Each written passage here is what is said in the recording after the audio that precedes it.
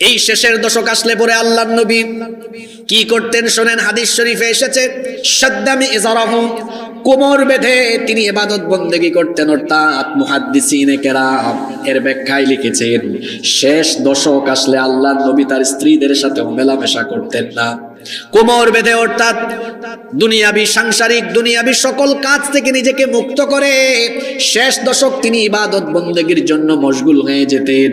ওয়া আহইয়া লাইলাহু, সারা রাত জেগে থাকতেন। শোনেন, আমল শোনেন, আল্লাহর নবী রমজানের প্রথম 20 দিন রাতের বেলা কিছু সময় ঘুমাতেন, বাকি সময় ইবাদত করতেন।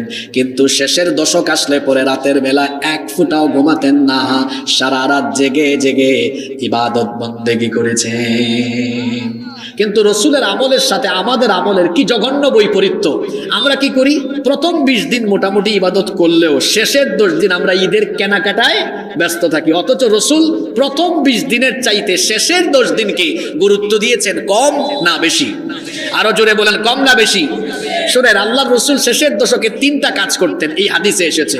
এক, শাদ্দা মিজারাহু, অর্থাৎ কোমর বেঁধে দাঁড়াতেন। মুহাদ্দিসিনগণ এর ব্যাখ্যায় বলেছেন, অর্থাৎ তিনি তার স্ত্রীদের সাথে মেলামেশা, সাংসারিক এবং দুনিয়াবি কাজ থেকে নিজেকে মুক্ত করে শেষের দশক ইবাদতে থাকতেন। 2, ওয়া আহইয়া লাইলাহু, সারা রাত জেগে থাকতেন। 3, ওয়া আইকাযা আহলাহু, শুধু নিজে ইবাদত করতেন না, পরিবারের সবাইকে ইবাদতের জন্য রাতের বেলা জাগিয়ে তুলতেন। সুবহানাল্লাহ। তাহলে রসুলের এই 3টা আমল আমার রাজশাহীর সম্মানিত বাগমারার মানুষেরা কি করতে পারবেন? করতে পারবেন। 1 নম্বর আমল কি? শেষের দশকে সব ঝামেলা থেকে নিজেকে মুক্ত করা। আমরা শুধু ইবাদতের জন্য ফিক্সড করব, জুড়ে বলেন ইনশাআল্লাহ। 2 নম্বর আমল হলো রাত জেগে ইবাদত করা, আমরা শেষের 10টা রাত জেগে থাকবো ইনশাআল্লাহ। 3 নম্বর কাজ কি? শুধু আমরা নিজেরা নয়, আমাদের ফ্যামিলি, আমাদের পরিবারকে সাথে নিয়ে আমরা ইবাদত বন্দেগীতে শামিল হব। আল্লাহ আমাদেরকে তৌফিক দান করেন। আল্লাহর নবী লাইলাতুল কদর তালাশের জন্য শেষের দশকে ইতিকাফ করেছেন। এমনকি শেষের দশক তিনি এই জন্য ইবাদত বন্দেগী করে কাটাতেন। তবে শেষের দশকের বেজুর রাতের প্রতি মনোযোগী হওয়ার জন্য বিশেষভাবে আমাদেরকে উদ্বুদ্ধ করেছেন মুহাম্মদ, আমরা বলি সাল্লাল্লাহু আলাইহি ওয়াসাল্লাম। এজন্য আল্লাহর নবী বলেছেন, তাহাল্লাউ লাইলাতুল কদরি ফিল উইত্রি মিনাল আশরিল আওয়াখিরি মির রমাদান। আল্লাহর নবী বলেছেন, তোমরা রমজানের শেষ দশকের বেজুর রাতগুলোতে লাইলাতুল কদর তালাশ করো। বাংলাদেশের মুসলমান আপনারা শোনেন, 27 তারিখ ফিক্সড করবেন না, বরং আল্লাহর নবী বলেছেন রমজানের শেষ দশকের বেজুর রাতগুলোতে লাইলাতুল কদর তালাশ করো। কথা বুঝে থাকলে বলেন তো, এই লাইলাতুল কদর তালাশ করতে হবে রমজানের শেষ দশকের কোন রাতগুলোতে? সবাই বলেন তো। বেজুর রাত কোনগুলা? 21, 23, 25, 27, 29। প্রথমে চেষ্টা করবেন 10 দিনের 10 দিন। সেটা যদি নাও পারেন, অন্তত বেজুর রাতগুলো যেন মিস না হয়। যদি আপনি এইভাবে বেজুর রাতগুলোতে ইবাদত করেন অথবা শেষের দশক যদি ইবাদতে কাটান, আপনারা বলেন তো, তাহলে কি লাইলাতুল কদর আপনাকে ছেড়ে যাওয়ার কোনো সম্ভাবনা আছে নাকি? কোনো সম্ভাবনাই নাই। যদি শেষের দশক কিংবা অন্তত পক্ষে লাইলাতুল কদর পাওয়ার জন্য শেষ দশকের বেজুর রাতগুলো যদি ইবাদতে কাটাতে পারেন, 100% নিশ্চিত থাকেন লাইলাতুল কদর আপনার নসিব হবে। যদি লাইলাতুল কদর নসিব হয় তাহলে কি হবে শুনেন, আল্লাহর নবী বলেছেন, মান কামা লাইলাতুল কদরি ঈমানান ওয়া ইহতিসাবান গুফিরা লাহু মা তাকদ্দামা মিন যামবি।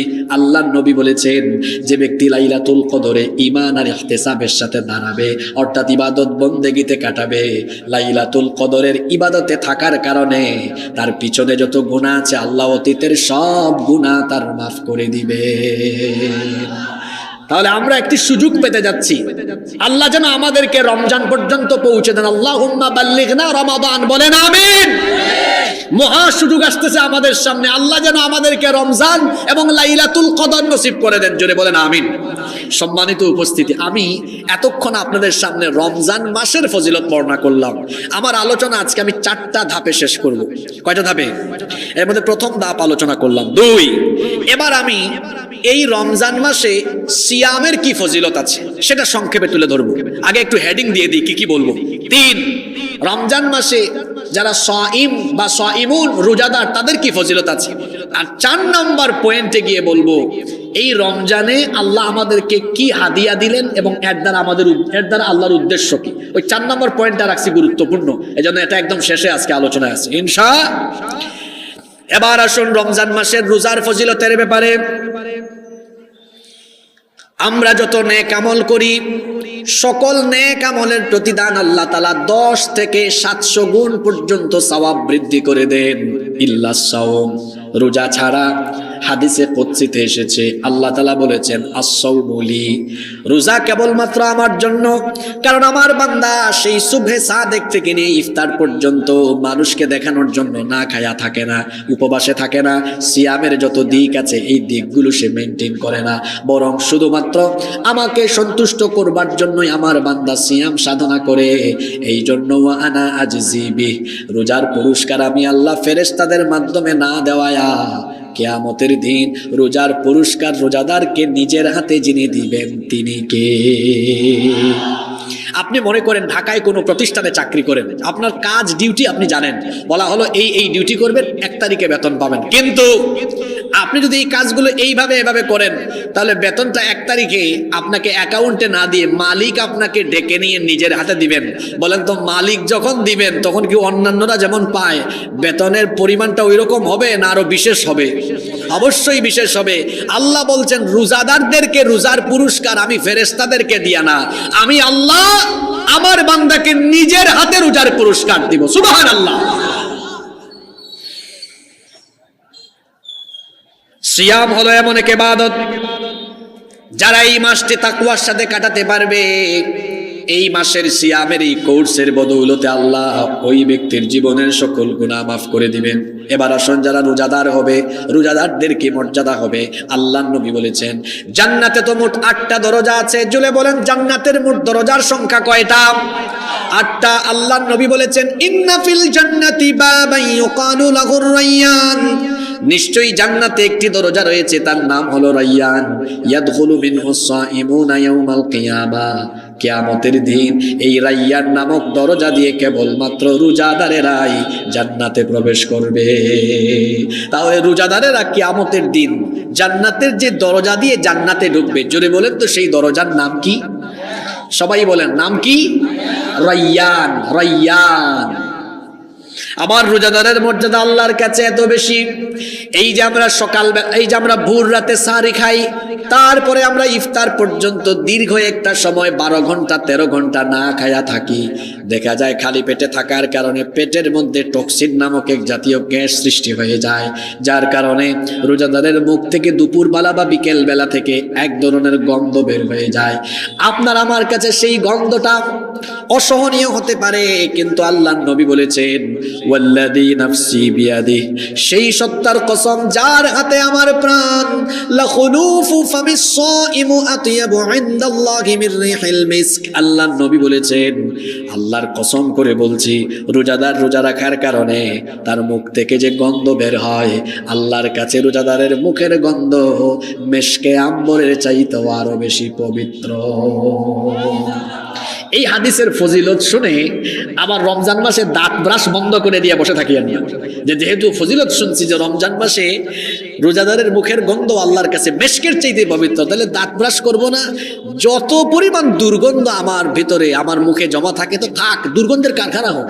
ইন্না লিল্লাহি ওয়া ইন্না ইলাইহি রাজিউন। ভুল বুঝবেন না, এটা দাঁত ব্রাশ না করার কারণে নয়, বরং খালি পেটে থাকার কারণে টক্সিন নামক এক জাতীয় গ্যাস তৈরি হয়, যার কারণে একটা দুর্গন্ধ বের হয়। উপবাসে থাকার কারণে আপনি দাঁত ব্রাশ না করার কথা বলা হয়নি, বরং ইসলাম হচ্ছে পরিচ্ছন্ন।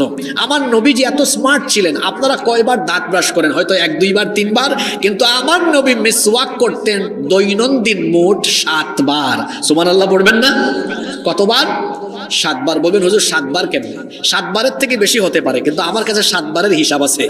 5 ওয়াক্ত নামাজের আগে কয়বার? 5 বার, বাকি থাকলো আরো কত? 2 বার। আম্মা জান আয়েশা রাদিয়াল্লাহু আনহা থেকে হাদিস এসেছে, তিনি বলেছেন নবীজি ঘুমাতে যাওয়ার আগে মেসওয়াক করতেন, এটা তার আমল ছিল। ঘুম থেকে উঠলেই আবার মেসওয়াক আরম্ভ করতেন। তাহলে 5 আর 2 হইল কত? 7। এটা গণনা করা, এর বাইরেও আরো থাকতে পারে, কারণ নবীজির সাথে পকেটের মধ্যে সবসময় কি থাকতো?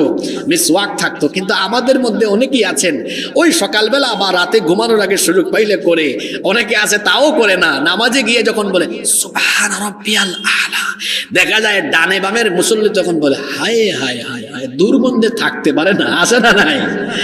রমজান মাসে আপনারা কিন্তু রোজা রেখে মেসওয়াক করতে পারবেন, কোনো অসুবিধা নাই। মেসওয়াকটা আপনারা পকেটে রাখেন, মেসওয়াক করেন।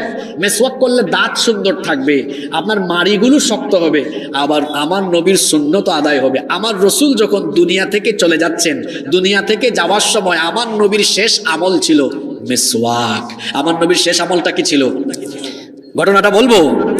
আল্লাহর নবী দুনিয়া থেকে চলে যাওয়ার আগে প্রচন্ড রকমের অসুস্থ হয়ে পড়লেন। আরে আমার নবী শোয়া থেকে উঠতে পারেন না, বসতে পারেন না, এই রকম পরিস্থিতি হয়ে গেল। বারবার হুশ আসে, বারবার বেহুশ হন। আল্লাহর নবীর ঠোঁট পর্যন্ত শুকায় যাচ্ছিল, প্রচন্ড জ্বর উঠেছিল।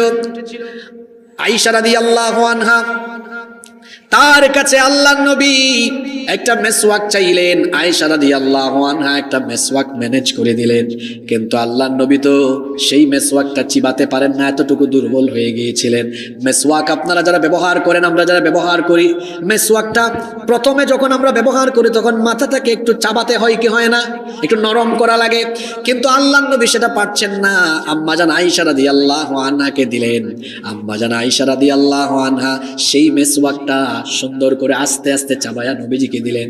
ওই যে মেসওয়াকটা চাবিয়েছিলেন, সেখানে আয়েশা রাদিয়াল্লাহু আনহার থুতু সেখানে লাগানো ছিল। আল্লাহর নবী মেসওয়াকটা হাতে নিয়ে সেই থুতুগুলো তিনি চাটতে লাগলেন, মেসওয়াকও করতে লাগলেন।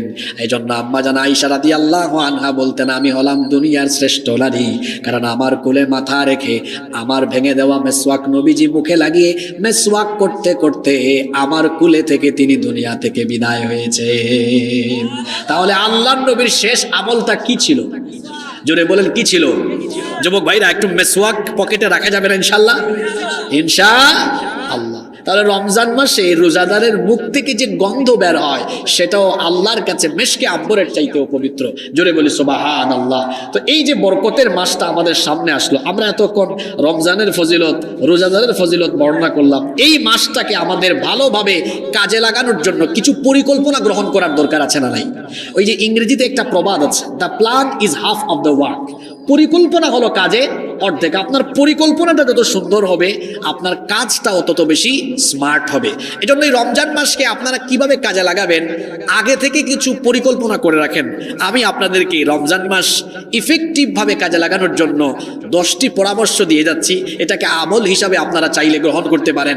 এই 10টি কাজ করলে আমাদের রমজান এবার ইফেক্টিভ রমজান হবে ইনশাআল্লাহ। এই পয়েন্টের পরে আমরা রমজানের হাদিয়া, অর্থাৎ কি দিল আমাদেরকে, রমজানের 2টা হাদিয়া আছে, এই 2টা হাদিয়া এবং এর উদ্দেশ্যকে এটা জেনে তারপর আমরা উঠবো ইনশাআল্লাহ। কেউ উঠা বসা করবেন না, কারণ গুরুত্বপূর্ণ কথাগুলো আমি শেষের দিকে রেখেছি। কষ্ট হচ্ছে আপনাদের? আচ্ছা, বেশি না, মাত্র 10টা আমলের কথা বলবো। যারা পারেন নোট করে রেখে দিবেন। মা বোনরা যারা আছেন মনোযোগ দিয়ে শুনবেন। 1 নাম্বার, মনের ভেতরে দয়া করে এই ফিলিংস তৈরি করুন যে হতে পারে এটি হচ্ছে আপনার জীবনের শেষ রমজান। আচ্ছা, আমাদের যাদের বয়স 30 বছর, 40 বছর, 50 বছর, 60 বছর, তার মানে একজন মানুষের বয়স যদি হয় 50 বছর, উনি রোজা পাইছে কয়টা? 50টা। 30 বছর বয়স, 30টা রোজা পাইছে, তাও ওই আগের মতোই, তার চরিত্র বদলায় না। অথচ রসুলের এমন বহু সাহাবীরা আছেন যারা মাত্র 1টা 2টা রমজান জীবদ্দশায় পেয়েছেন, কিন্তু এই 1টা 2টা রমজানকে তারা এমনভাবে কাজে লাগিয়েছেন যে তারা দুনিয়াতে থাকতেই জান্নাতের সার্টিফিকেট নিয়ে বিদায় হয়েছেন। আল্লাহু আকবার। কিন্তু আমাদের জীবনে এতগুলো রমজান আসে যায়, কিন্তু আমাদের চরিত্র পাল্টায় না। কেন জানেন? রমজানকে যেভাবে কাজে লাগানো দরকার সেভাবে আমরা কাজে লাগাতে পারি না। আপনাদের এই এলাকায় গত বছর রমজান মাসে জীবিত ছিলেন, এবছর রমজান আসার আগেই আল্লাহর বান্দা দুনিয়া থেকে চলে গিয়েছেন, এরকম কিছু মানুষ আপনাদের এলাকায় আছেন না নাই? জোরে বলতে হবে, আছেন না নাই? অবশ্যই আছেন। তো আমরা যারা এখানে আছি, আমরা যে এর পরবর্তী বছরের রমজান পাবো, আমাদের কি কোনো নিশ্চয়তা আছে? না, কারণ আমাদের জীবন হলো এমন, এর নাই কোনো ওয়ারেন্টি, নাই কোনো গ্যারেন্টি। যুবক ভাইরা মনে করছে হুজুর আমরা থাকবো, আমরা এখনো বয়সে তরুণ। ও আমার ভাইয়েরা, আপনাদের মতো কত তরুণ, কত ইয়াং, কত যুবক হঠাৎ করে দুনিয়া থেকে যাচ্ছে, এরকম নজির আছে না নাই? পৃথিবীতে আসার সিরিয়াল আছে কিন্তু যাওয়ার কোনো সিরিয়াল নাই। মাঝে মাঝে দেখবেন সমাজে বাবা জীবিত, ছেলের লাশ বাবা কবরে নামায়, দাদা বা নানা জীবিত, নাতির লাশ দাদা বা নানা কবরে নামায়। এরকম হয় কি হয় না? হয়। তাহলে আমরা যে কেউ চলে যেতে পারি। এই রমজানকে আপনারা বিগত বছরের চাইতে, বিগত বছরগুলোর চাইতে এই 2025-এর রমজান সব চাইতে প্রাণবন্ত হবে যদি এক নম্বরে হৃদয়ে এই অনুভূতি আনতে পারেন, এটা হতে পারে আমার জীবনের শেষ রমজান। তাহলে এই অনুভূতিটা আমরা নিজের ভেতরে লালন করব ইনশাআল্লাহ। 2, অনেকেই আছেন রমজান মাসে রোজা রাখেন ঠিক, কিন্তু নামাজের কোনো খবর নাই। সাহরি খায়, ফজরের নামাজ না আদায় করি ঘুমায়, আবার এমন ঘুম দেয় 2টার সময় ঘুম থেকে উঠে, জোহরও নাই। রমজান মাসে রোজা রাখলেন, ফরজ আদায় করলেন কয়টা? একটা। আর 5 ওয়াক্ত নামাজ ফরজ কয়টা? 5টা। না মানে 5 ওয়াক্ত নামাজ ঠিক আছে, 17 রাকাত না ফরজ, কিন্তু ওয়াক্ত কয়টা? 5টা। ওয়াক্ত হইল 5টা। তো এখানে 5 ফরজ বাদ দিয়ে আদায় করেন কয় ফরজ? 1 ফরজ। এখন হিসাব নিকাশ করে বলেন তো আপনি লাভে আছেন না লসে আছেন? জোরে বলেন, লাভে না লসে? আমরা রমজানকে পুরাপুরি কাজে লাগাবো। এজন্য আমি আপনাদের সবাইকে অনুরোধ করব, মা বোনরা সহ, আমরা রমজান মাসের 5 ওয়াক্ত নামাজ আদায় করব কিভাবে? মাআল জামাআ, শুধু জামাআত নয়, মাআত তাকবীরাতিল উলা, একেবারে তাকবীরে উলার সাথে আমরা আদায় করব ইনশাআল্লাহ। আমার যুবক ভাইদের উদ্দেশ্যে হঠাৎ করে একটা ঘটনা আমার মনে পড়ে গিয়েছে। যুবকরা কিভাবে ইতিহাস পাল্টায়, আর ইতিহাস পাল্টানোর জন্য তারা কেমন কোয়ালিফাইড হলে ইতিহাস পাল্টাতে পারে। আমার একজন যুবকের কথা মনে পড়েছে, আমি কি বলবো? তিনি অটোমান সাম্রাজ্যের একজন সুলতান ছিলেন, সুলতান মুহাম্মদ বিন মুরাদ আল ফাতিহ। আপনারা অনেকে তার নাম শুনেছেন, সুলতান মুহাম্মদ বিন মুরাদ আল ফাতিহ। তিনি মাত্র 21 বছর বয়সে, আচ্ছা 21 বছর বয়সে মানুষ কি বুড়া হয় না জোয়ান থাকে? জোয়ান থাকে। মাত্র 21 বছর বয়সে তিনি একটা বিরাট সেনাবাহিনীকে নেতৃত্ব দিয়ে, তিনি কমান্ডার হয়ে একটা সেনাবাহিনীকে নেতৃত্ব দিয়ে কনস্টান্টিনোপল বিজয় করেছিলেন। আল্লাহু আকবার। নেপোলিয়ন বলতেন, গোটা পৃথিবী যদি একটা দেশ হতো তাইলে ওই দেশের রাজধানী হতো কনস্টান্টিনোপল। এই কনস্টান্টিনোপল আল্লাহর রসুলের ওফাতের 800 বছর পরে বিজয় হয়েছে। এখানে আমার উস্তাদ তুল্য অনেক আলেমরা বসে আছেন। রসুলের একটা হাদিস আছে কনস্টান্টিনোপলের ব্যাপারে, লা তুফতাহান্নাল কুস্তান্তানিয়া। এই কনস্টান্টিনোপলকে হাদিসে বলা হয়েছে কুস্তান্তানিয়া, লা তুফতাহান্নাল কুস্তান্তানিয়া। আল্লাহর নবী বলেছেন অবশ্যই কনস্টান্টিনোপল বিজয় হবে। ফালা নি'মাল আমিরু আমিরুহা ওয়ালা নি'মাল জাইশু জাইশুহা। আল্লাহর নবী বলেছেন যে সেনাবাহিনী এটা বিজয় করবে সেটা হলো শ্রেষ্ঠ সেনাবাহিনী, যে এটার কমান্ডার থাকবে, এটার সেনাপতি থাকবে, সে হবে উত্তম একজন সেনাপ্রধান। আল্লাহু আকবার। যখন সুলতান মুহাম্মদ বিন মুরাদ আল ফাতিহ 21 বছর বয়সে এটা বিজয় করলেন, তাকে জিজ্ঞেস করা হলো আপনি এত কম বয়সে এটা বিজয় করলেন কিভাবে? তিনি বললেন, আমাকে ছোটবেলায় আমার বাবা যখন পড়ালেখা শেখাচ্ছিলেন আমি তখন এই হাদিসটা শুনেছিলাম, আর সেদিন থেকে আমি সংকল্প করেছিলাম আমি এটা করেই ছাড়বো। তাহলে স্বপ্ন মানুষকে কোথায় নিয়ে যেতে পারে? আমার যুবক ভাইয়েরা, আপনারা চাইলে ইতিহাসকে বদলায় দিতে পারেন, আপনারা চাইলে নতুন করে সভ্যতাকে বিনির্মাণ করতে পারেন। এই দেশের যুবকেরা, তরুণরা, তারা শক্তভাবে দাঁড়িয়েছিল বলে, আবু সাইদ মুগ্ধের মতো যুবকেরা রক্ত দিয়েছিল, জীবন দিয়েছিল বলে, তারপরে তাদের অনুপ্রেরণায় লক্ষ লক্ষ কোটি কোটি যুবকেরা রাস্তায় নেমেছিল বলেই কিন্তু আমার বাংলাদেশ জুলুম মুক্ত হতে পেরেছে। যুবকরা চাইলে ইতিহাসকে পাল্টায় দিতে পারে, নতুন কোনো সভ্যতা বিনির্মাণ করতে পারে। এটা যখন বিজয় করা হলো তখন সিদ্ধান্ত হলো যে তারা এই বিজয় উদযাপন করবেন নামাজ আদায় করে, সালাত আদায় করবেন। কি আদায় করবেন?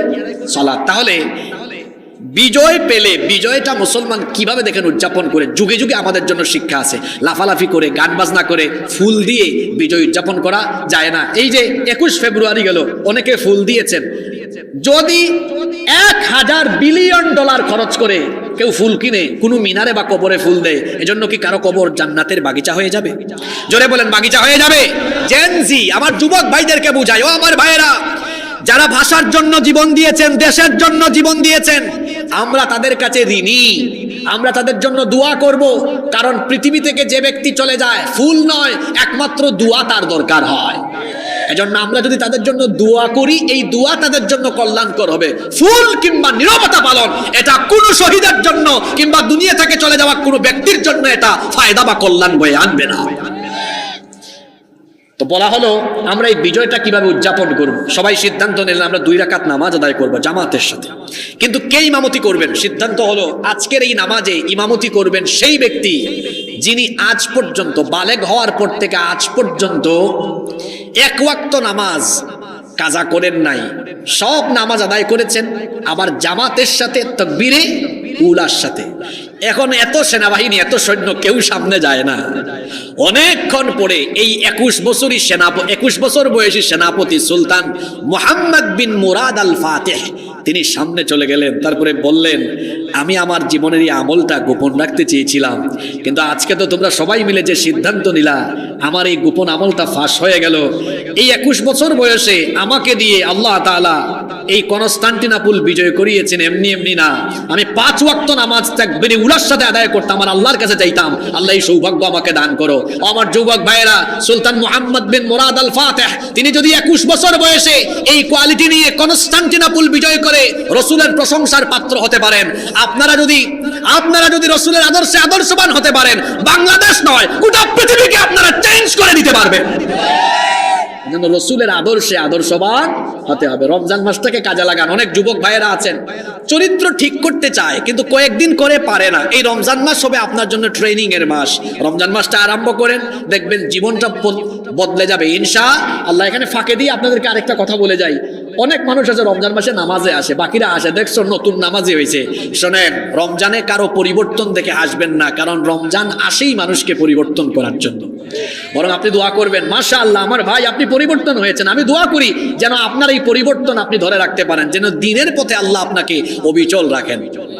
এভাবে আমরা দোয়া করব ইনশাআল্লাহ। তাহলে রমজানকে ইফেক্টিভ করার জন্য আমরা কয়টা আমলের কথা বলে যাচ্ছি? জোরে বলেন। 10টা। দেখি 1 নম্বর বলছি, মনে আছে কিনা? হৃদয়ে এই ফিলিংস আনতে হবে, এটি আমার জীবনের শেষ রমজান। 2, 5 ওয়াক্ত নামাজ মাল জামাআ, জামাতের সাথে, শুধু জামাত নয়, মাআত তাকবীরাতিল উলা, তাকবীর উলার সাথে আমরা আদায় করব। জোরে বলি ইনশাআল্লাহ। বাকিগুলো এবার শুনেন। 3, রমজানকে কাজে লাগাতে হলে আপনাকে রমজান মাসে তাকওয়ার পূর্ণাঙ্গ চর্চা করতে হবে। শুধুমাত্র খাবার দাবার আর পানাহার থেকে বিরত থাকার নাম রোজা নয়। অনেকে আছেন ভোর রাতে সাহরি খেলেন, এরপরে ইফতার পর্যন্ত খাবার খায় না, পানাহার পান করে না, বিরত থাকে।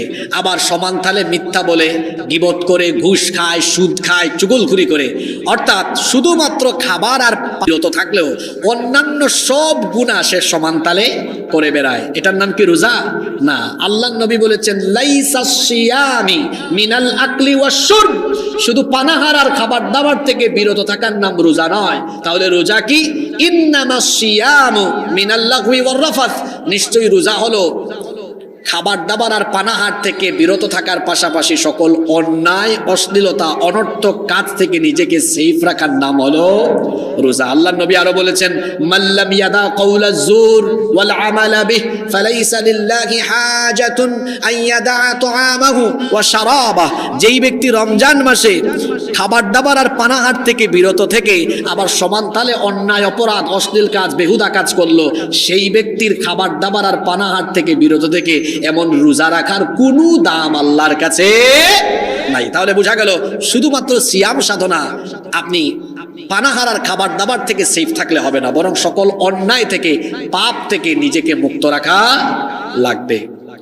এই যে মাঝখান থেকে কয়েকজন ওঠেন, আপনারা কি আজকে মাহফিলে আসছিলেন না সার্কাসে আসছিলেন? হ্যাঁ, রাজশাহীর মানুষ তো এমন না। আমি এবছর রাজশাহীতে অনেকগুলো মাহফিল করেছি। আপনারা তো আপনাদের এলাকার খুব সুনাম অর্জন করলেন, এটা এরকম তুমি কোথাও পাই নাই। আপনারা মনে হয় আলোচনার ফাঁকে ফাঁকে একটু সার্কাস, একটু গান, একটু জোকস এগুলো শুনতে আসছিলেন, তাই না?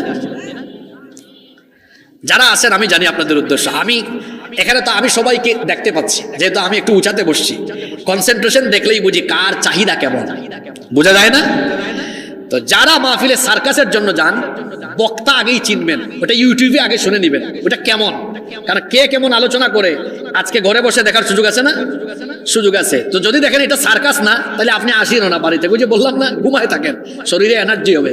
আর আপনার মনের মতো হলে যান, গিয়ে আপনি কথা শুনেন, কারণ জোর করে কাউকে ওয়াজ শোনাতে হবে, ইসলাম এটা বাধ্য করে নাই।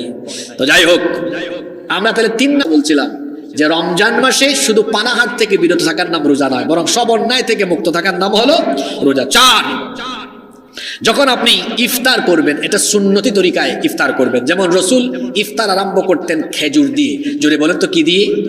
যদি খেজুর না থাকে তাহলে কি দিয়ে? পানি দিয়ে। ইফতার শুরু করার সময় বিসমিল্লাহ বলেন, ইফতারের দোয়াটা পড়েন, আর ইফতারটা তাড়াতাড়ি করবেন। অনেকে ইফতারে দেরি করে, দেরি করা যাবে না। ইফতারের সময় হালকা খাবার খেয়ে তারপরে মাগরিবের নামাজটা জামাতে আদায় করেন। অনেকে আছে কয় সারাদিন খাই নাই, একদম খায়া সাইজ করে ফেলবো, এমন খানা খায় ইফতারের পরে আর উঠতেও পারে না, নামাজও চলে যায়। এমনটা যেন না হয়। নাম্বার 5 নাম্বার, তারাবিহের নামাজ অবশ্যই প্রতিদিন আদায় করবেন।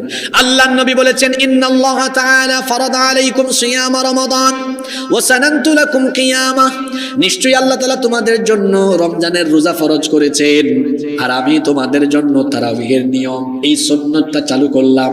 মান সামাহু ওয়া কামাহু ঈমানান ওয়া ইহতিসাবান গুফিরা লাহু মা তাকাদ্দামা মিন যামবি। আল্লাহর নবী বলেছেন, যে ব্যক্তি রমজান মাসে সিয়াম আর কিয়াম ঈমান আর ইহতিসাবের সাথে করবে, আল্লাহ তার পিছনের সকল গুনাহগুলোকে মাফ করে দিবেন। এজন্য তারাবি মিস করবেন না। আর তারাবি আদায় করতে গিয়ে তাড়াতাড়ি কোরআন তেলাওয়াত করে তারাবিহের নামে তামাশা করবেন না, কোরআনের সাথে বেয়াদবি করবেন না। আমার বাংলাদেশে রমজান মাস আসলে পরে কিছু কিছু মসজিদে মুসল্লি চাইতে কমিটি সাংঘাতিক, ওরা ইন্টারভিউ নেয়, দেখে হুজুরের গতি কেমন, যে হুজুরের গতি বেশি ওই হুজুরের কদরও হইল বেশি। এমন অবস্থায় পড়ে শুধু লাস্টে শেষের দিকে ইয়ালামুন আর তামালুন বোঝা যায়, কিন্তু মাঝখানে কিছুই বোঝা যায় না। খবরদার এমন করে পড়বেন না, হক আদায় করে পড়বেন, যাতে প্রত্যেকটা হরফের মাখরাজ পেছন থেকে মুসল্লিরা বুঝতে পারে। সুন্দর করে আস্তে আস্তে পড়েন। ওয়া মিনান নাসি মান ইয়াকুলু আমান্না বিল্লাহি ওয়া বিল ইয়াউমিল আখির ওয়া মা হুম বিমুমিনিন ইউখাদিউনা আল্লাহা ওয়াল্লাযীনা আমানু ওয়া মা ইয়াখদাউনা ইল্লা আনফুসাহুম ওয়া মা ইয়াশউরুন। এই যে পড়লাম, প্রতিটি অক্ষর বোঝা গেল কি গেল না? হক আদায় করে পড়বেন, তারাবির নামে তামাশা করবেন না, কোরআনের সাথে বেয়াদবি করবেন না। নাম্বার 6 নাম্বার, সাহরি খাওয়ার সময় ওইটাও সুন্নাহ তরিকায় খাবেন। সেটা কিভাবে? রাসূল সাল্লাল্লাহু আলাইহি সাল্লাম সাহরিটা দেরি করে খেতেন। দেরি করে খাওয়া মানে এই না যে সাহরির টাইম শেষ হবে আর আপনি খাইতে থাকবেন, বিষয়টা এমন না। অর্থাৎ শেষ মুহূর্তে খাবেন। আল্লাহ রাসূল বলেছেন, ফা ইন্না ফিস সুহুরি বারাকা, এই সাহরির খাবারের মধ্যে বরকত আছে। দেখেন না, অল্প খান কিন্তু সারাদিন থাকতে পারেন, মেজাজ গরম হয় না, কারণ এই খাবারটার মধ্যে বরকত রেখে দিয়েছেন কে? 7, যখন আপনি সাহারির জন্য উঠবেন, ঘুম থেকে 30 মিনিট 1 ঘন্টা আগে উঠবেন। সারা বছর তো আপনি তাহাজ্জুদের নামাজ আদায় করতে পারেন না, চাইলেও অনেকে ঘুম থেকে উঠতে পারে না, কিন্তু রমজান মাসে তো সাহারি খাওয়ার জন্য উঠতেই হয়। সেহেতু আপনি 30 মিনিট 1 ঘন্টা আগে উঠেন, তারপরে তাহাজ্জুদের নামাজে দাঁড়িয়ে যান, কারণ ফরজ নামাজের পরে আল্লাহর কাছে সবচাইতে পছন্দের নামাজ হলো তাহাজ্জুদের নামাজ। এজন্য রমজান মাসে তাহাজ্জুদের নামাজটা আমল করার চেষ্টা করুন, কারণ এই সময় আল্লাহ তাআলা একেবারে দুনিয়ার আসমানে চলে আসেন, তারপরে আল্লাহ বান্দাদেরকে ডাকতে থাকেন, মানদাল্লাযী ইয়াদউনি, এমন কে আছে যে আমাকে ডাকবে, যারা আমাকে ডাকবে, ফাআস্তাজিব লাহুম, আমি তাদের ডাকে জবাব দিব। এমন কে আছে যে তার গুনাহের জন্য আমার কাছে মাফ চাইবে, আমি তার গুনাহ মাফ করে দিব। তাহাজ্জুদের নামাজ হচ্ছে আমার নবীর নিয়মিত আমল। এই আমল যারা করতে পারবে, এই আমলের মাধ্যমে সেই বান্দা আল্লাহর নৈকট্যশীল বান্দা হয়ে যাবে। এজন্য তাহাজ্জুদের জন্য আমরা চেষ্টা করব ইনশাআল্লাহ। 8 নাম্বার, এই রমজান আমরা জানি কুরআন নাজিলের মাস। এজন্য রমজান মাসে পূর্ণাঙ্গ কুরআন একবার পড়ার চেষ্টা করুন। তবে সবচাইতে ভালো হবে যদি অর্থ সহ পড়তে পারেন, একটু ব্যাখ্যা সহ পড়বেন। পুরা মাস কোরআনের সাথে আমরা কাটাবো ইনশাআল্লাহ। 9 নাম্বার, বেশি বেশি রমজানে দান সদকা করবেন, কারণ আল্লাহর নবী এমনিতেই ছিলেন মানুষের মধ্যে সবচাইতে বেশি দানশীল, কিন্তু রমজান যখন আসতো তখন বৃষ্টি আনয়নকারী বাতাসের মতো তিনি আরো বেশি দান সদকা করে যেতেন। আল্লাহর নবী রমজান রমজান মাসে বেশি বেশি দান সদকা করতেন, কারণ আমরা সবাই জানি রমজানে একে হলো একে কত 70, একে কত 70। এর জন্য রমজানে বেশি বেশি দান সদকা করবো ইনশাআল্লাহ। 10 নাম্বার জিকির আজকার তাসবিহ তাহলিলের সাথে সাথে আমরা রমজান কাটাবো।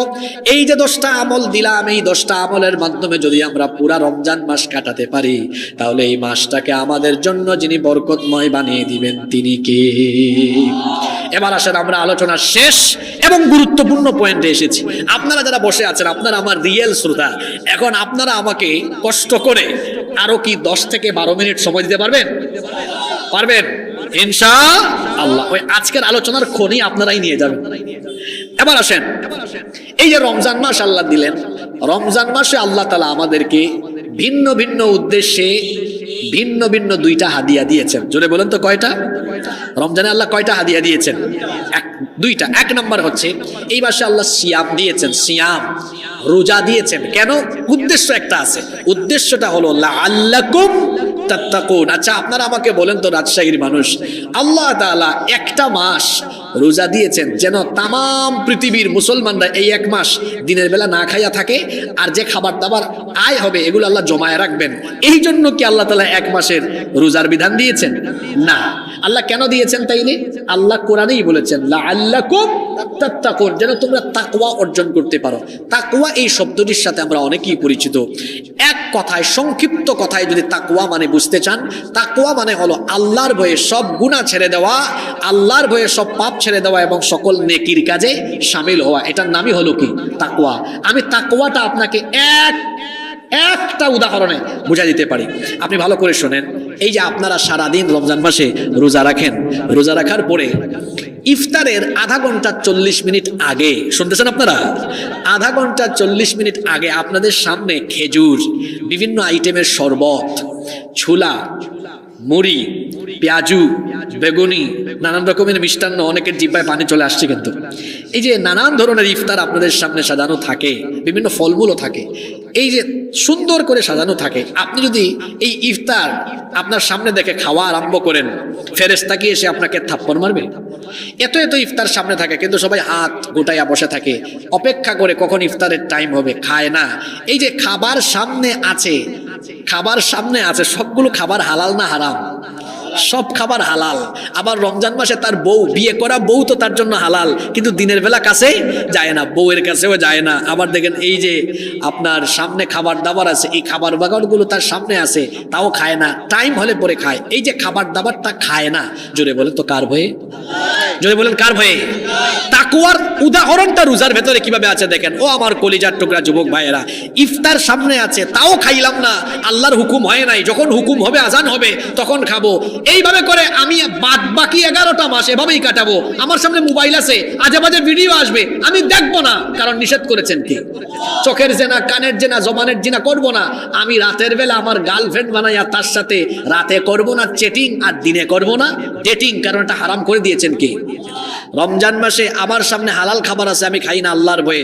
ঠিক তেমনি বাকি 11 মাস আল্লাহ যা নিষেধ করেছেন তার দ্বারে কাছেও যাব না, আর আল্লাহ যা হুকুম করেছেন একটা কাজও ছাড়বো না।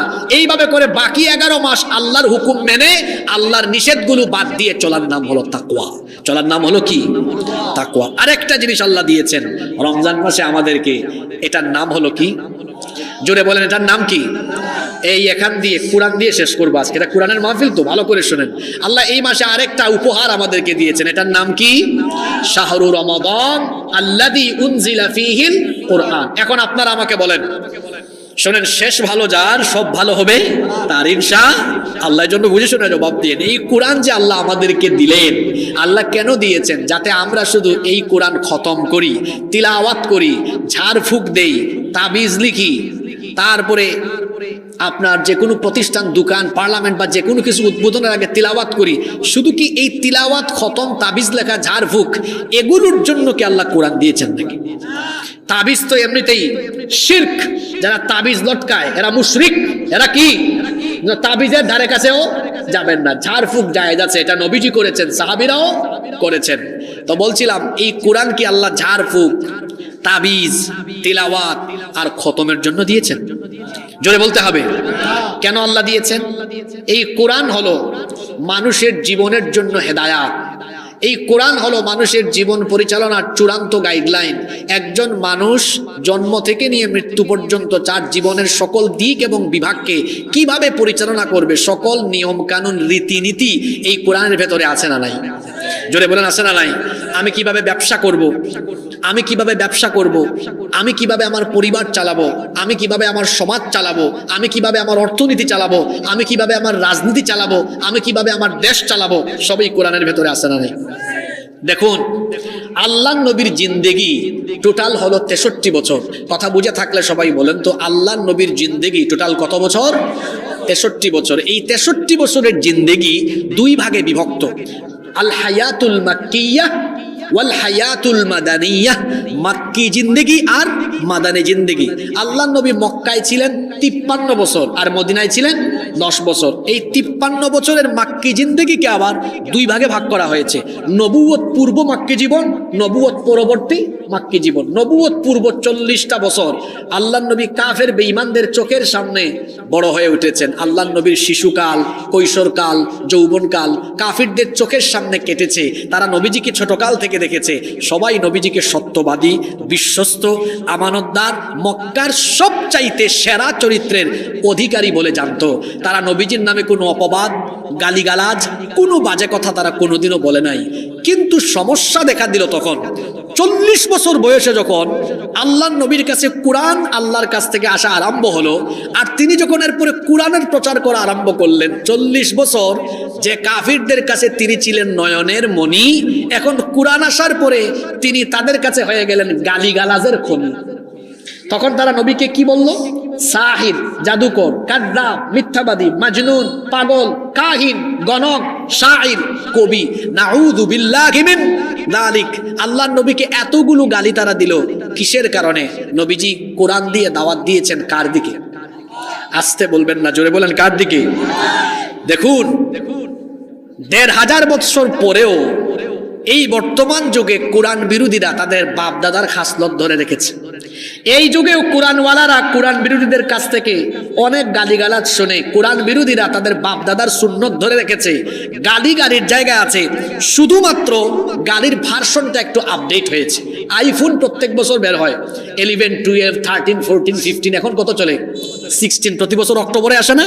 তো আইফোনের নাম কিন্তু আইফোনই আছে, শুধু ভার্সন মডেলটা কি হয়েছে, চেঞ্জ হয়েছে। 1500 বছর আগে কোরআন বিরোধীরা গালিগালাজ করতো, এই যুগেও কোরআন বিরোধীরা গালিগালাজ করে। কোরআন বিরোধীরা আবু জাহাল, আবু লাহাব, উতবা, সাইবাদের খাসলত ধরে রেখেছে, শুধু গালির নমুনাটা চেঞ্জ করেছে। এখনকার গালির আপডেট ভার্সন হলো, যারাই কোরআনের পক্ষে আন্দোলন করে, কোরআনের রাষ্ট্র গঠনের কথা বলে, সংগ্রাম করে, তাদেরকে এখন আপডেট গালি দেওয়া হয় মৌলবাদী, জঙ্গিবাদী, স্বাধীনতা বিরোধী। আপনার বাপ দাদারাও গালিগালাজ করে ইসলামের বিজয় ঠেকাতে পারে নাই। এই যুগেও কোরআনের বিরোধিতা করে ইসলামের বিজয়কে ঠেকানো কারো দ্বারা সম্ভব হবে না। সম্মানিত ভাইয়েরা, কষ্ট হচ্ছে আপনাদের? আল্লাহর নবী দাওয়াত আরম্ভ করলেন। মনোযোগী হন, আমি বলছিলাম আজকের আলোচনার সার নির্যাস একেবারে শেষ পয়েন্টে থাকবে। যারা চলে গেছে এরা মস্ত বড় ভুল করেছে, যারা আছেন তারা একদম সার নির্যাস নিয়ে যাবেন ইনশাআল্লাহ। খাবার দাবারের মজা কি শুরুতে না শেষে? এজন্য দেখবেন প্লেটকে চেটে চেটে খায়, কারণ মজাটা কোথায় থাকে? শেষেই থাকে, লাস্টে থাকে। একটা আলোচনার ফিনিশিং এ ওই আলোচনার সার নির্যাস থাকে। এই জন্য ভালো ছাত্ররা ক্লাস শেষ না হলে উঠে না, এই জন্য তারা ভালো রেজাল্ট করে। ভালো শ্রোতাও আলোচনা শেষ না করে দাঁড়ায় না। আপনারা যারা আছেন, আল্লাহ আপনাদের সবার অন্তরকে কোরআনের নূর দিয়ে মুনাওয়ার করে দেন। সম্মানিত উপস্থিতি, তাহলে 40-এ আল্লাহ নবী কোরআনের দাওয়াত দেওয়া শুরু করলেন। 13 বছর মক্কায় আল্লাহ নবী নিজে রক্ত দিয়েছেন, সাহাবীরা রক্ত দিয়েছেন, অসংখ্য সাহাবীরা জীবন দিয়েছেন, আমার বোনেরাও জীবন দিয়েছেন। আজকে মাহফিলে শুনেছি অনেক মা বোনরা এসেছেন। মা বোনদের অবদান ইসলামে কম না বেশি? সর্বপ্রথম ইসলাম কবুল করেছেন একজন নারী না পুরুষ? আবার ইসলামের জন্য সর্বপ্রথম জীবন দিয়েছেন একজন নারী। আমার মা বোনদের অনেক অবদান ইসলামে। এইভাবে করে 13 বছর জুলুমে, নির্যাতনে, রক্ত আর জীবন দিতে দিতে গেল। এই 13 বছর নবীজি জুলুম নির্যাতন সহ্য করে কোরআনের আলোয়, কোরআনের শিক্ষায়, কোরআনের দীক্ষায় দীক্ষিত করে একদল, এক ঝাঁক মানুষ তৈরি করেছিলেন 13 বছরে জুলুম নির্যাতন সহ্য করে করে। কারণ কোরআনের আলোয় আলোকিত সমাজ বা রাষ্ট্র গঠনের জন্য একটা সমাজ রাষ্ট্র তো একা চালানো যায় না, এই সমাজ বা রাষ্ট্রের বিভিন্ন জায়গায় লুক সেট করতে হয় কি হয় না। এই জন্য আল্লাহর নবী আগে কোরআন দিয়ে মানুষ তৈরি করেছেন, 13 বছর মানুষ তৈরি করেছেন। এরপরে মদিনাতে যাওয়ার পরে মদিনাকে রাষ্ট্র হিসাবে গোড়াপত্তন করে সেই রাষ্ট্র তিনি কোরআন দিয়ে পরিচালনা করে আরম্ভ করলেন। আল্লাহর নবী ওফাতের আগ পর্যন্ত 10 বছর মদিনা রাষ্ট্রের প্রধান, রাষ্ট্রপ্রধান, রাষ্ট্রপতি ছিলেন। আল্লাহু আকবার। তাহলে আপনারা বলেন তো, ইমামতির সুন্নত যেমন আমার নবীর জীবনে আছে, তেমনি দেশ পরিচালনার আদর্শ আমার নবীর জীবনের ভেতরে আছে না নাই? জোরে বলতে হবে, আছে না নাই? তাহলে কোরআন দিয়ে রাষ্ট্র পরিচালনা এটা কি ধর্ম ব্যবসা নাকি রসুলের আদর্শ?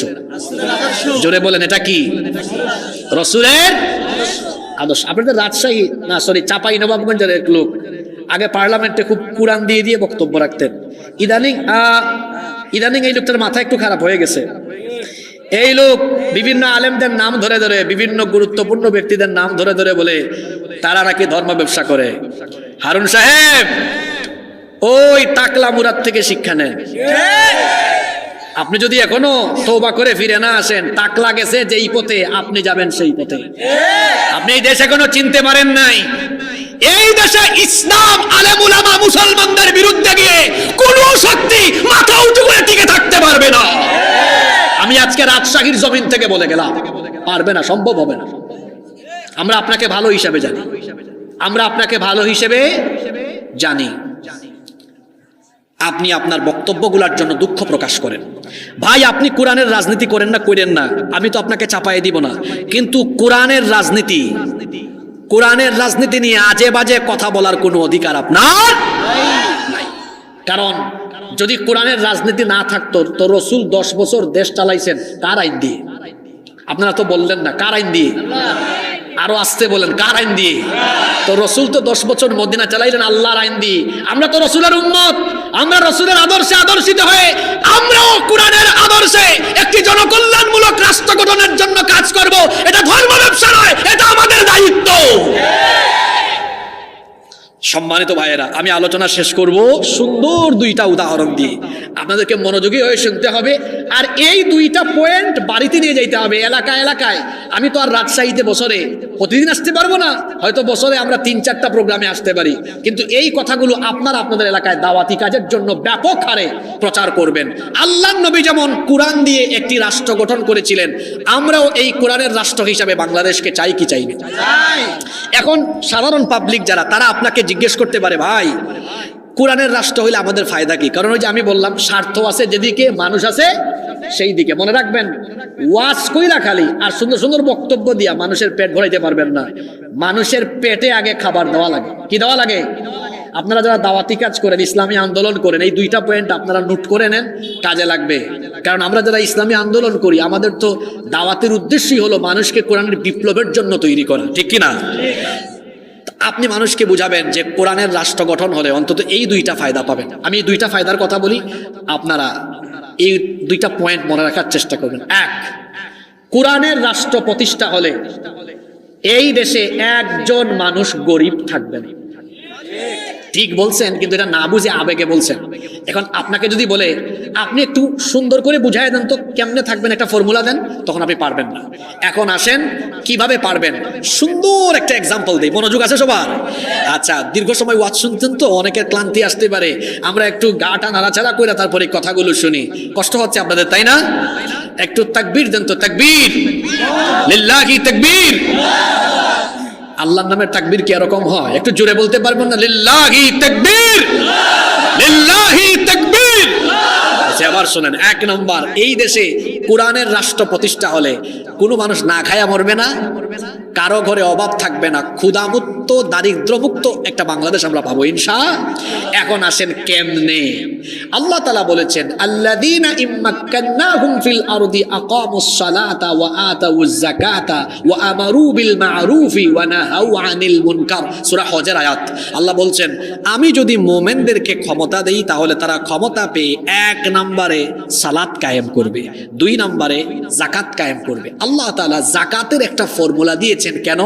যাতে করে সমাজ থেকে, দেশ থেকে দারিদ্রতা, বেকারত্ব দূর করে একটি রাষ্ট্রকে যেন দারিদ্রতা মুক্ত, ক্ষুধামুক্ত দেশে পরিণত করা যায়। এখন আমাদের বাংলাদেশে শতকরা 95% মুসলমানই জাকাত ঠিক মতো আদায় করে না, এদের জাকাত হয় না, কারণ এরা হিসাব নিকাশ করে জাকাতের পয়সা বের করে তারপর জাকাত যেভাবে দেওয়া দরকার ওইভাবে দেয় না, জাকাতের উদ্দেশ্য তারা পূরণ করে না। মনে রাখবেন, জাকাত অন্যান্য দান সৎকার মতো আদায় করলে হয় না, বরং জাকাতের উদ্দেশ্য হলো বেকারত্ব দূর করা, দারিদ্রতা দূর করা। এবার উদাহরণ দিয়ে বুঝবেন। আমাদের দেশে যেহেতু এখনো ইসলামী সরকার প্রতিষ্ঠিত না, মনে করেন এই উত্তর একডালা মাদ্রাসা কর্তৃপক্ষ তারা এই একডালা এলাকা বা আশপাশের এলাকা থেকে যাদের উপর জাকাত ফরজ তাদের কাছ থেকে তারা জাকাতের টাকা কালেকশন করা আরম্ভ করলেন। মনে করেন সাপোজ তারা মোট 2 লাখ টাকা এই বছর কালেকশন করতে পারলেন। টাকার পরিমাণটা বলেন কত? এই 2 লক্ষ টাকা জন প্রতি 500 টাকা করে করে দিলে আপনি মোট 400 জন মানুষকে দিতে পারবেন। কিন্তু আপনারা আমাকে বলেন তো, 400 জন মানুষকে জন প্রতি 500 করে টাকা দিলে এদের দারিদ্রতা কি দূর করতে পারবে? সর্বোচ্চ এক বেলা খাইতে পারবে, কিন্তু গরিবী হালত আর যাবে না। আপনি এক কাজ করেন না, এই 2 লক্ষ টাকা 400 জন মানুষকে না দিয়ে এই গ্রামের একজন বিধবা মহিলা যার পরিবারই চলে না, তাকে একটা সেলাই মেশিন কিনে দেন। আমার এই বোনের পরিবার চলার মতো পরিস্থিতি কি তৈরি হবে কি হবে না? আরেকজন ভাই এত অসচ্ছল গরিব মানুষ, পরিবারটা চলে না, খাইতে পারে না, উনাকে এনে একটা অটো রিক্সা বা ভ্যান আছে না আপনাদের এলাকায়, একটা ভ্যান কিনে দিলেন। তাইলে এই ভাইয়ের পরিবার চলার মতো ব্যবস্থা হলো কি হলো না? আরেকজন ভাইকে আরেকটা ভ্যান দিলেন, আরেকজন বাবাকে 2টা হালের বলদ কিনে দিলেন। তাহলে 2 লক্ষ টাকা 400 জন মানুষকে দিলে ফায়দা হচ্ছে না, কিন্তু 3-4 জনকে দিলে এই 3-4 জনের গরিবী হালত দূর হচ্ছে, বেকারত্ব দূর হয়ে যাচ্ছে। জাকাতের উদ্দেশ্য হলো এইভাবেই জাকাতের টাকা দিয়ে বেকারত্ব দূর করা। এবার আসেন, ইসলাম প্রতিষ্ঠা হলে, কোরআন প্রতিষ্ঠা হলে কিভাবে দেশে গরিব থাকবে না? শোনেন, আমার জাকাত নিয়ে ব্যক্তিগত গবেষণা আছে। আমার ধারণা বাংলাদেশে জাকাত যদি সেন্ট্রালি কালেক্ট করা যায় এটা 10,000 কোটি টাকা ক্রস করবে। কিন্তু আমি আপনাদেরকে বোঝানোর জন্য একদম ছোটখাটো একটা উদাহরণ পেশ করি। এই দেশে যদি ইসলামী সরকার থাকে তাহলে নতুন করে একটা মিনিস্ট্রি হবে, একটা মন্ত্রণালয় হবে, যেই মন্ত্রণালয়ের নাম হলো জাকাত মিনিস্ট্রি, জাকাত মন্ত্রণালয়। ইসলামী অর্থনীতিতে বিশেষজ্ঞ লোকজন সেই মন্ত্রণালয় পরিচালনা করবেন। এই দেশের মুসলমান যারা, তাদের সম্পদের হিসাব সরকারের কাছে থাকবে। বছর শেষে আপনার কত টাকা জাকাত আসবে, যাদের উপর জাকাত ফরজ, মন্ত্রণালয় থেকে তার বাড়িতে চিঠি চলে যাবে, আমাদের সংশ্লিষ্ট উপজেলা অফিসে গিয়ে আপনার জাকাতের টাকা পরিশোধ করে আসেন।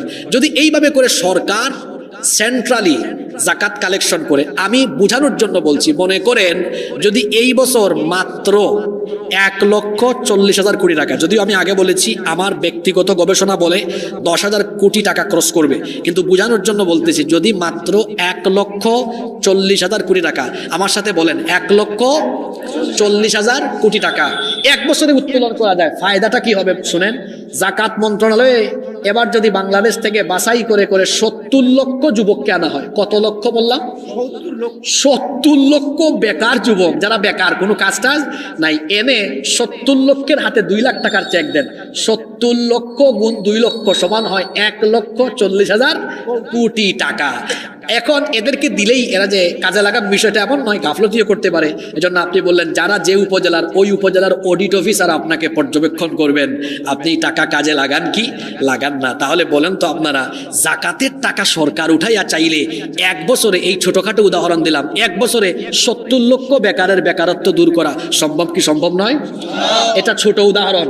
তাই এইভাবে যদি চালানো যায়, আপনারা রাজশাহীর মানুষ বলেন 10 বছর পরে বাংলাদেশে একজন গরিব আপনারা খুঁজে পাবেন? জোরে বলেন, পাবেন? পৃথিবীতে কি এরকম যুগ এসেছিল কখনো? হ্যাঁ, এসেছিল। হযরত ওমর ইবনে আব্দুল আজিজ রাহমাতুল্লাহি আলাইহির জামানায় তার রাষ্ট্রে মানুষ জাকাতের টাকা নিয়ে ঘুরেছে, জাকাত দেওয়ার মতো কোনো মানুষ তারা খুঁজে পায় নাই। 1971 সালে বাংলাদেশ স্বাধীন হয়েছে। 2025 54 বছর ধরে আপনারা বহু দল এই দেশে রাজনীতি করেছেন আর মানুষকে স্বপ্ন দেখিয়েছেন একদম দেশ থেকে ক্ষুধা উঠায় ফেলবো, গরিবী হালত দূর করে ফেলবো। আপনারা পারেন নাই, আপনারা পারেন নাই, আপনারা আপনাদের তৈরি করা আইন কানুন দিয়ে পারবেন না। আমাদের হাতে দিয়ে দেখেন, আমরা আলেমরা আমরা চাইলে জাকাতের ফর্মুলা প্রয়োগ করলে 10 বছরে বাংলাদেশকে বদলায় দিব ইনশাআল্লাহ। আপনাদের কি বিশ্বাস হয় না? বিশ্বাস হয় না? এই জন্য আপনারা কি এই 54 বছর ধরে যে ভুলের উপরে আছেন, মানুষের তৈরি করা আইন দিয়ে দেশ চলে, এই ভুলের উপরে আমরা থাকবো না আগামী দিনে আমরা কোরআনের শাসন চাইবো? কারা কারা আগামী দিনে কোরআনের শাসন চান? দুই হাত তুলে আল্লাহকে দেখান।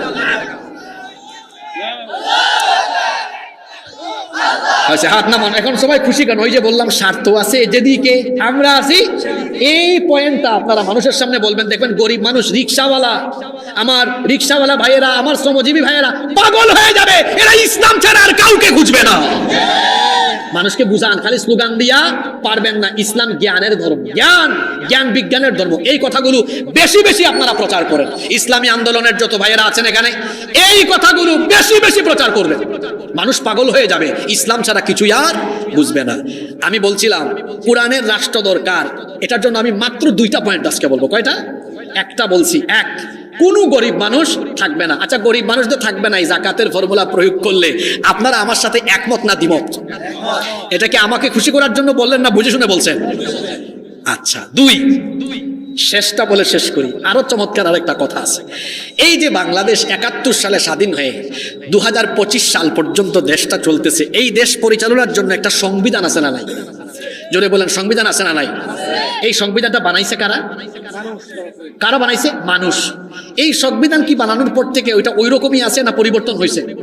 এই পর্যন্ত কয়বার হয়েছে? 17 বার। আমার কাছে হিসাব আছে। কতবার? আচ্ছা, এতবার পরিবর্তন হলো কেন? কারণ যে দল যখন ক্ষমতায় আসে সে তার নিজের মতো করে এটা বদলায়। আপনারা আবার এত বোকা হয়েন না যে সংবিধান যারা বদলায় পরিমাণ নিজের স্বার্থে বদলায় না, এরা আপনাদের স্বার্থে, জনগণের স্বার্থে বদলায় না। এরা আগে নিজের ক্ষমতার স্বার্থে 41 সাল পর্যন্ত থাকতে পারবে কিনা ওইটা বিবেচনা করে কাটছাট করবে। এখন ইউনূস সাহেব করতেছেন, আজকে রাজশাহীতে বলে গেলাম, ইউনূস সাহেবের পরে যে আসবেন সে আবার করবে, তারপরে যে আসবে সে আবার করবে। এইভাবে করে মানুষ সংবিধানের হাত দেওয়ার সুযোগ পেয়েছে বলে তারা ইচ্ছা মতো পরিবর্তন করে, সংযোজন, বিয়োজন, পরিবর্তন করে। শেষ একটা উদাহরণ দেই। মনে করেন এই যে আমাদের মুহতারাম আমার ডান পাশে বসে আছেন, আপনারা এই এক ডালা এলাকা পরিচালনার জন্য ওনাকে দায়িত্ব দিলেন। তো এই এলাকাটা পরিচালনার জন্য কিছু আইন লাগবে না? লাগবে। উনি কিছু আইন নিজের হাতে বানালেন। 5-10 বছর পরে উনি রিটায়ার্ড করলেন বা আপনারা তাকে দায়িত্ব থেকে নামালেন, আমাকে দায়িত্ব দিলেন। আমি দেখলাম আমার আগে তিনি যে আইন কানুন করেছেন, আমার আশেপাশে যে পরিমাণ চোর সামার আছে এদেরকে ঠিক রাখতে হলে কিছু চুরি ডাকাতি এগুলো শাস্তি হালকা করে দিতে হবে, যাতে এদের পেট আমি ভরায়া রাখতে পারি। আমি বললাম এখন এই আইন কিছু পরিবর্তন হবে। আমি এটাকে কি করলাম? সংশোধন করলাম, পরিবর্তন করলাম। আমার পরে উনি আসলেন, উনি দেখলেন আরে বাপরে বাবা, আমার আগে যে ছিল খুব খারাপ লোক ছিল, উনি আবার এটা আপডেট করলেন। তারপর উনি সুযোগ পাইলেন, উনি করলেন। তাহলে লোক হইলাম আমরা কয়জন? 4 জন। 4 টার্মে ক্ষমতা পেয়ে আমরা আইন বদলাইলাম কয়বার? বলেন তো, 4 জন যে আইন বদলাইলাম আপনাদের কথা বিবেচনা করে না আমাদের কথা? তা আপনারা জানেন না আমাদের স্বার্থ বিবেচনা করে আমরা বদলাইছি। এখন বলেন তো, এর বিপরীতে যদি এটা হতো যে মুহতারাম আপনি চালান কিন্তু আইন আপনি বানাতে পারবেন না, আপনি এইটা দিয়ে চালান। উনি 5 বছর 10 বছর থাকলেন, আমাকে দিলেন, আপনারা বলেন হুজুর এইটা দিয়ে চালান, তারপর উনি। তাইলে দেখা গেল এটা থাকলে ব্যক্তি পরিবর্তন হবে, আইনের পরিবর্তন হবে না। এখন আপনারা কোনটা চান? কোরআনের আইন না মানুষের আইন? কোরআনের আইন না মানুষের আইন? ঘুম ভাঙতে হবে, ঘুম ভাঙতে হবে। ঘুমন্ত বিবেককে জাগিয়ে তুলতে হবে যুবক ভাইয়েরা। 54 বছর ধরে এইভাবে এরা তাদের দল আর স্বার্থ বিবেচনা করে আইন বদলায়া আমাদের ভাগ্য বদলানোর কথা বলে ক্ষমতায় গিয়ে তারা নিজেদের ভাগ্য বদলায়। এই সুযোগ আর দেওয়া যাবে না। আমরা এই কোরআনকে মসজিদ মাদ্রাসায় রাখার পাশাপাশি আল্লাহর কোরআনকে পার্লামেন্ট পর্যন্ত নিয়ে যেতে চাই। তাহলেই মানুষের ভাগ্য বদলাবে ইনশাআল্লাহ। বেশি কথা লাগবে না। এই রমজানে আল্লাহ আমাদেরকে 2টা জিনিস দিয়েছেন, সিয়াম আর জোরে বলেন, সিয়াম আর সিয়াম দিয়েছেন তাকওয়াবান হওয়ার জন্য, আর কোরআন দিয়েছেন এই আইন দিয়ে সবকিছু পরিচালনা করবার জন্য। এজন্য আসুন আমরা এই কোরআনকে আঁকড়ে ধরি, আমাদের দেশ বদলে যাবে ইনশাআল্লাহ। আজকে যারা শেষের পয়েন্টটা মিস করছে এরা বিরাট কিছু মিস করছে, তাই না? আপনারা এই জাকাতের কথাটা মনে রাখবেন, এটা মানুষের মধ্যে বেশি বেশি প্রচার করবেন ইনশাআল্লাহ। আরেকটা কথা আপনারা যদি বলেন আর কি, 2 মিনিট সুযোগ দেন, বলবো। এত মা বোনরা আসবেন, ওনাদের উদ্দেশ্যে যদি কিছু না বলি ওনারা রাগ করবে। এই যে গত কয়েকদিন ধরে দেশে এত ধর্ষণ শুরু হয়েছে, বিভিন্ন অপরাধ, চুরি ডাকাতি, কোরআনের আইন প্রতিষ্ঠা হলে চোর চামার বদমাইশ দুর্নীতিবাজ অপরাধকারীরা এরা সবাই সাবধান হয়ে যাবে। কারণ কোরআনের আইন প্রতিষ্ঠা হলে অন্যায় অপরাধ বাড়বে না কমবে? আপনার আইন বানাইছেন তো মানুষ, ধর্ষণের আইন বানাইও ধর্ষণকারী কমে না। কোরআন দিয়ে এই দেশে একটা ধর্ষণের বিচার করে দেখেন, সবগুলো লুচ্চা বদমাশ তারের মতো সুদা হয়ে যাবে। চুরি ডাকাতির বিচার কোরআন দিয়ে করেন, সব চোর তারের মতো সাইজ হয়ে যাবে। আমার মা বোনদেরকে বলবো, কোরআন প্রতিষ্ঠা হলে এই দেশে আপনারা আরো সম্মান পাবেন, আরো মর্যাদা পাবেন। আপনাদেরকে কেউ বেইজ্জত করার, অপমান করার কোন ধরনের দুঃসাহস দেখাতে পারবে। নারী সম্মান পাবে, শ্রমিক তার অধিকার পাবে। অন্যান্য ধর্মের এদের কি হবে এই কথাটাও বলতে হয়, কারণ ওই পাশের দেশ থেকে দাদা বাবুরা বুঝায় এই বাংলাদেশ কিন্তু জঙ্গিবাদের উত্থান হয়ে যাচ্ছে, যদি ইসলাম প্রতিষ্ঠা হয় অমুসলিমরা শেষ। আমি বলি কি, মায়ের চাইতে মাসির দরদ বেশি।